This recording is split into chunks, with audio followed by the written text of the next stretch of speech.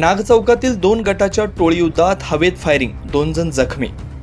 नाशिक शहरातील पंचवटीतील नाग चौकात आज सकाळपासूनच पोलिसांचा प्रचंड फौजफाटा उभा आहे। या ठिकाणी रात्री 10:30च्या दरम्यान 2 गटात वादविवाद झाला असता यामध्ये मोठ्या प्रमाणात हाणामारी होऊन हवेत फायरिंग केल्याचं समजतंय। आपसातल्या वादविवादात यामध्ये 2 जण जखमी असून इतर संशयित आरोपी फरार आहेत। यामध्ये परस्पर विरोधी तक्रारी करण्यात आल्यात। जोशीवाडा येथील फिर्यादी योगेश मोरकर याने देखील तक्रारीत समोरच्या 3-4 युवकांचं नाव घेतलंय।